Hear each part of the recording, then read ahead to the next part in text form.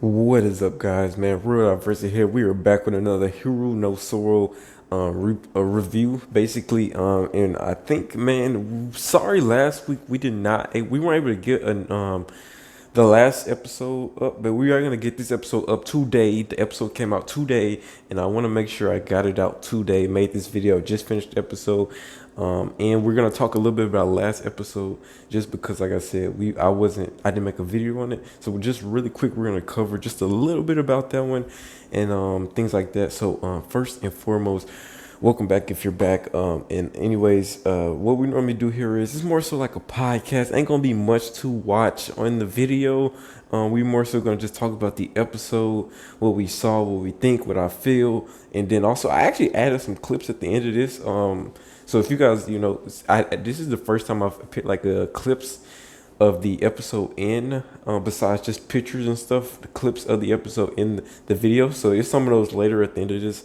So yeah, we actually will have some videos this time around, but normally you can treat these videos like a podcast and just listen to them as I talk about it. So basically, this episode was just kind of continuing off last episode. The lead starts to close. So at one point, the lead was 16 points. So pretty big lead, pretty hard to lose. But like I said, their team, Kuzu's team, is so much better when they have the full. Like we really got to see that when their full team is out there, they are a much better team. Their biggest problem though is one, they are still a super new team, super inexperienced team together. Each individual starting player is really good, but to separately, they are they're all, if separately they're really good, but together they kind of still struggle. But they were making some really crazy plays, doing some really good things this game, and what we really got to see from those guys was how their strengths and weaknesses, and pretty much the biggest overall weakness of the team is stamina. And like they just can't play a full 40-minute game, which seems to be what the other team has, like the other team has literally had the same four players in there, besides just now adding their I think his name was Kin, or no, that's maybe the name of the team. What, the guy with the red hair with the knee injury? I can't even remember his name. I know it started with a K. He came when he came in, he subbed in for somebody, and he's been in for like the whole second quarter or whatever, since the second half of the game. And then their captain, Katsumi, I believe. If I haven't looked at the names in a minute. They didn't say the name in a minute either, but I'm pretty sure it was like Katsumi. So he has been literally carrying all around player. Probably skill wise, I want to say he's better than every player on Kuzu's team. I think skill wise, I think he has the height, skill. He lacks nothing as a player. And I think he pretty much is better than everyone on Kuzu's team in general. Now, near the okay, well, I guess we'll come back to him in a second. Katsumi, right? Is his name? I'm pretty sure. Sorry if I'm saying it wrong. I haven't looked at the name in a minute. Katsumi. So we're gonna get back to him in a minute, babe. Anyways, like I said, Momo. Everyone's been pretty much doing their job here. It's coming to the last minutes, and the problem here is, like I said, stamina. The other team, morale. They have the morale. They're building up this lead. They're coming back from this comeback. And they just motivated by their team, their captain. The injured guy wanted to come in. I mean, it's just a lot of things going in their favor. And yeah, so and then a lot of things started going bad for Kuzu's team, mainly stamina, like I said already. So we just know that that's the biggest problem. What hit them hard and most there is stamina and lack of players. So they don't really have. They have five good players. That's pretty much it. The other three are solid in their own perspective, but compared to the starting five, just them guys are the main focus of the team. And I think even this episode, it's showing us really that it's this episode was way more than the game. They talked about Sora's bomb. They talked about just the other team, which I don't like that much about when they talk about Senju's team, because I mean, was it Sinju or Sinjo? I haven't. It's like once again, it's been a long time since I've seen the names. I usually keep like a list of stuff that I look at before I make these videos. But so, anyways, man, it's been a really big battle between the two teams. So earlier on, when the game first started, it was clearly even just at the gate one-sided, pretty much with Kuzu's team. And the only reason Sinjo's team has really even been keeping up is mainly because of their captain and simply because of just every other factor that plays into part in basketball, such as having a crowd there cheering on your team, motivating you, and just a lot of other things that it's pretty much kept them in that game, and that's why they're making a comeback now. So we pretty much, I think we know by now. I think with a minute, well, you never know. I don't know.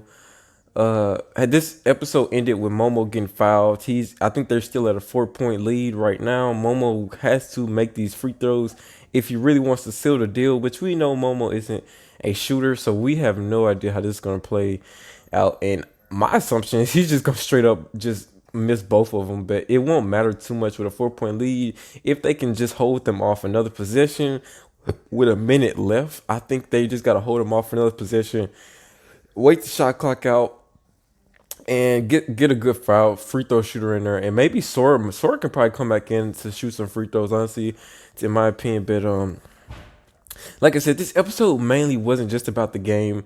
It talked about two family. As we saw a little bit about Sora's mom, she was there, and she got the idea of becoming the coach for the Kuzu team. Really, really curious on how they work. I'm not 100% sure on what is her sickness and things like that, but it seems she wants to be the coach now. So I don't know if that means like literally tomorrow, or does that mean like next year, or what? Like, what all does that entail? I have no clue, but we know she wants to be the coach, and that's gonna probably happen sometime soon. But it's just all, I think I really want to say like, I want to really say before even the next game, she may be coached, but I'm not sure. I don't keep up with the manga. Manga readers probably know this already. But yeah, so very interesting to see what's going to happen with that. And then also on top of that, yeah, we got Neo. I think I'm saying it right. Sorry if I'm not. She pretty much. I want to say we've seen her weakness here. Like she's really good at strategies, coming up with routines and things like that. But I just really feel like she, as a coach, didn't really do her job here. I really just felt like she wasn't calling timeouts like she should have. She wasn't talking to the team like she should have. She wasn't really trying to motivate people. Like when Chiaki came back in at the end of the game, he was like, "Listen up, guys.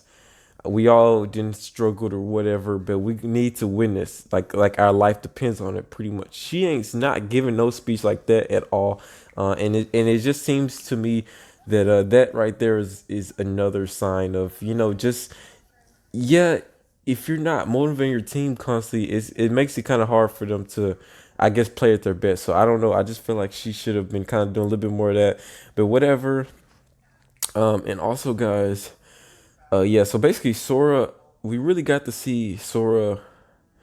Um, like, I mean, like just these last two episodes, I don't think we knew Sora's potential and we know about what Sora can do, but he really showed out these last two episodes, coming up big with a bunch of 3 pointers, quite a in these last in these last few minutes of the game. So Sora's really been kicked up a notch. I think, yeah, I think he's pretty much just been carrying the team at this like last stretch. I don't think anyone else has scored besides maybe Kite, and Mokichi's been out the game since like the third quarter. So I'm not even sure of many more who else has been scoring. But yeah, Sora's really didn't put on quite the show now. So that brings me back to another point, right? Sora was talking to Mokichi on the bench after he kind of fell out, and he said this. He said, "I am jealous of everyone." He said, I wish I could jump like Momoharu. I wish I could pass like Chiaki. I wish I was as quick as Kite. I wish I was as tall. I could grow as tall as you, Mokichi." And then he was Mokichi's like, "I'm jealous of you because, well, Mokichi's in his own situation. He's always been stuck as And he's kind of one, like really the only player that has this problem, but he's always been stuck in one position, center, because of his height. He's limited to that. But he's always wanted to be an all around player. Like the Katsumi, the captain of the other team. I'm pretty sure I'm saying it right. So and that pretty much was a foreshadow to me anyway.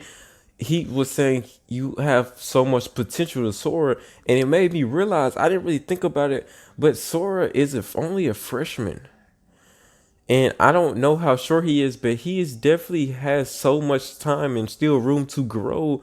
And if you look at real life situations, like CJ McCollum in the NBA, he was like, I want to say like 5'2" or something like that when he was like in like the ninth or 10th grade or something like that. Michael Jordan was only 5'10", like ninth or 10th grade, and he grew to be 6'6". So it's definitely for sure that he still has a potential to even grow bigger, and that just makes you really think, like, yeah, this guy could really be the real deal.